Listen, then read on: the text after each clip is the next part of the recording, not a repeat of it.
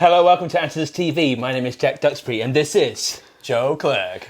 We've got Tay-Tay in the room. We've got Toby in the room. And Joe, it's a special day. As I understand, you've been involved in something very close to us, dear to my heart, and that's something to do with ACM, right? That's right. So at ACM, I've very fortunate to have helped co-author the hybrid drums module at ACM, rolled out across levels 4, 5 and 6 on the Guildford, Chapman and Birmingham campuses. Oh, I didn't even know they had that many. That's Yeah, unbelievable. mate. Big in the game. A big word there was hybrid. Yeah. Now, what is hybrid to you, and why do you think they put that in the title? Because before, I went to ACM as well, full declaration. Same. Did you? Yeah, 20 years ago, back in the day. Guildford? Yeah. Okay, did not know that. Curveball, okay. Curveball. So there was just drums, Yeah. but now you've put this hybrid in. What's that about?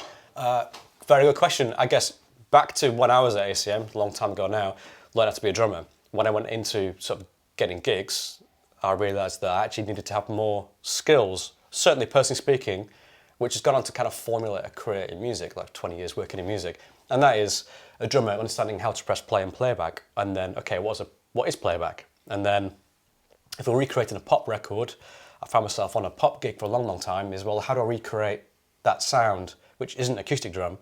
What is that sound? Where does it come from? How do I then put that on a pad or a trigger? And this term hybrid drums has become something that's been used over the last few years, but it's not a new concept. The idea of like guys when the tape machines were invented, Phil Collins on the CR78. There's a mega clip I found researching the ACM course, which was Phil Collins in the room, Genesis, and he's got a Lindrum, and they're trying to sync up the Lindrum to the keys to change patches, and this is whatever, 1983. That's hybrid drums. There's like the whole idea of technology constantly evolving. As drummers, how do we use that technology? How do we use it on stage? But also, like my personal thought is, well, let's learn where those sounds come from, where those iconic sounds were made, what machines they come from. It all goes back, right? The lineage of synthesis and drum machines. Because not only will it help you learn how to play a physical pad on your gig, like every gig you'll see like an SPDS or something next to the drum kit now. Not only we understand how to do that, but hopefully what we're trying to achieve with a hybrid course at ACM is very much, and behind that is let's learn about where these sounds come from and the machines and who made them and how they've been used through history, because we're trying to equip young musicians to go into sessions and go, well, actually I can play that pad, but I know that was a Lindrum. And I know that Prince used the LM1 and they did this with his chorus and they made that sound, which is iconic. That's 1999, or that's a CR78 with Phil Collins, and the 808, all of trap and pop music. It's more effectively, hybrid is the name, the tagline, but what we're trying to essentially expand upon, really creating drummers, sending drummers out there. We've got really diverse skill sets beyond just playing a sample pad. Oh, I think that's so powerful, because when I'm out, it does seem to fall upon the drummer. Right? Yeah, why is that? Why is that? Like, I suppose there's not hybrid courses, correct me if I'm wrong, Toby, there's not loads of, it's not every, like, hybrid vocals or hybrid keyboards. But hybrid vocals would be like with like autotune or with... Yeah, but Phil you Collins. know about it. Yeah, And yeah. So when you left ACM, when you studied there, were you talking about any of that stuff when you studied? No. Although, when I was there, we had one masterclass with Andy Gangadine. Legendary drummer. Pioneer. Yeah, a pioneer. When I was a kid, I didn't have cars on my wall. You know, you cut cars out of a magazine. I had drum kits. I was that kid, right? And I cut Andy Gangadine's kit out, put it on my wall. It must have been like 15, 16. Fast forward many years later at ACM, and he comes in with one of his projects called The Bass, which is like experimental, I don't even know what it really was, drum bass or something. And he had a little mixer, there was a guitar pedals, he had a step sequencer. So I don't even remember what drum machine he had at the time, but he was creating all this stuff live. Hybrid drums. That whole idea of outside of the drum kit, but that was, I think that was my first real experience with it in a room.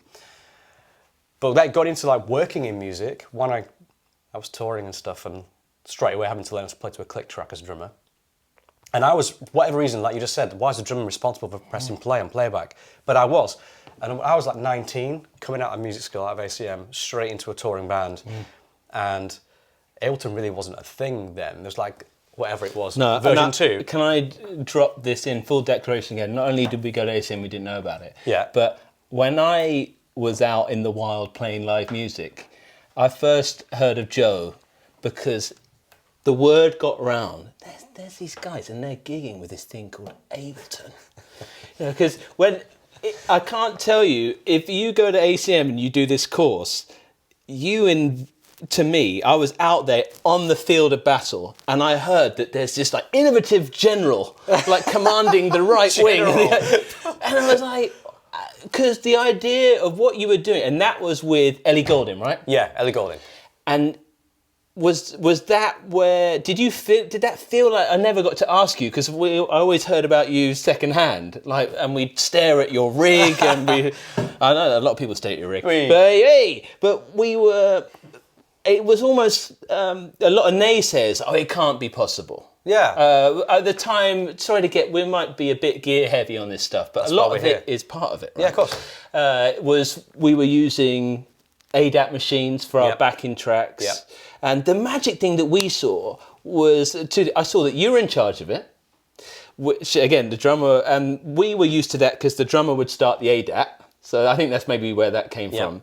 But it was this way that the artists I was working for, they were ears pricked up because it actually was allowing them more freedom. Yeah. And so did that come about? Did you come up with that with Ellie in the moment? Did you think something needs to change? Good question. No. So before I met Ellie, so I came out of ACM when I was like 19. I was 25 when I met Ellie. It was quite a gap. And I was straight into touring with some guys in a band. The guys were all older than me, so I was the young guy. And they were super cool guys, like really into tonality, into this is how we make this amazing sound, like really passionate about how do you get the best possible show on the budget that we have. And I was along for the ride. So I was learning, we were using like first gen iPods for playback, which is wild. And then mini disc players, which always skip, and CDJs, which would skip.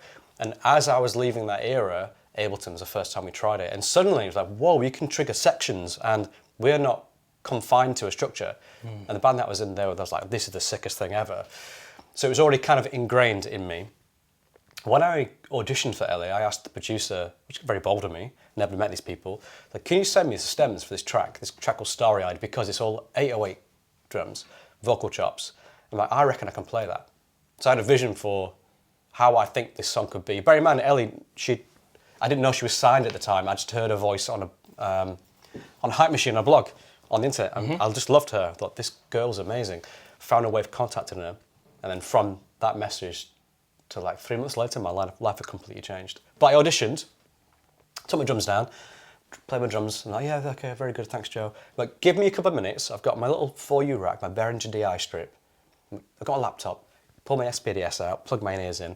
I've got a version of the entire song, click track, backing track, all the samples, vocal chops. Let's play it one more time. And I just pressed play, and I got the gig there and then. So the idea, my whole perspective was, I've got a vision for how we could do this, because I really like the music. I've got a very basic understanding of how to chop out certain things. And I've got, from the being in the band experience, I've got an idea of what could or not be on track and what track is, and the fact you could play onto a click track. So that's what I started with. And I was really always like, if we're doing a pop gig, let's play it all live. Because if I can do this now with Ableton, then I wonder what we could do in 5 years' time if we ever get to that.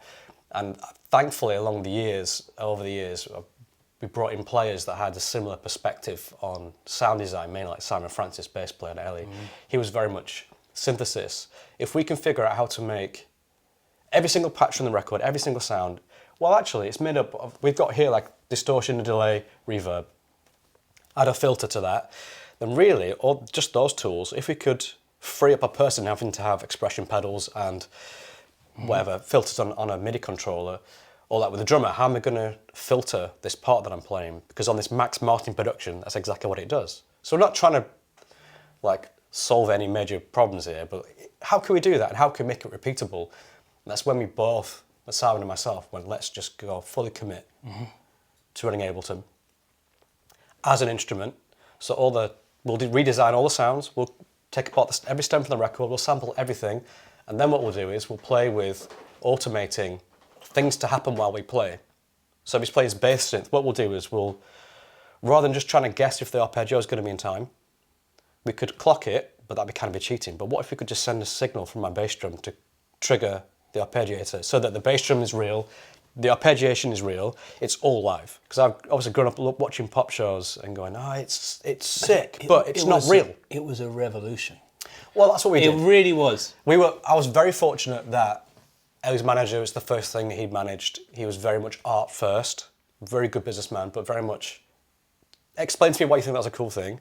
Will it be expensive? Yes. Do you know what you're doing? No.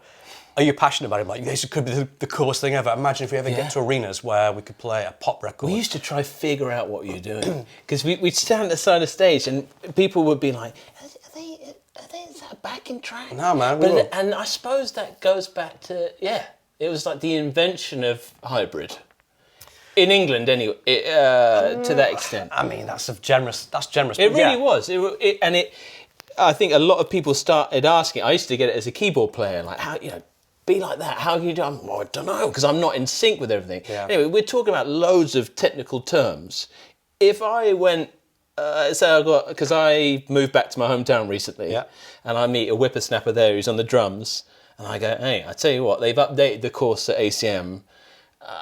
Because I'm seeing him, he's a great talented guy that maybe I don't see any evidence of hybrid jiggery pokery, no pads or anything like that. Have you thought about what are these stages of the course? Like, what do you think? What's like how do you introduce such complex? I mean, they're not complex to me, but these are terms that I think a drummer from my hometown might not have heard before. Oh, absolutely.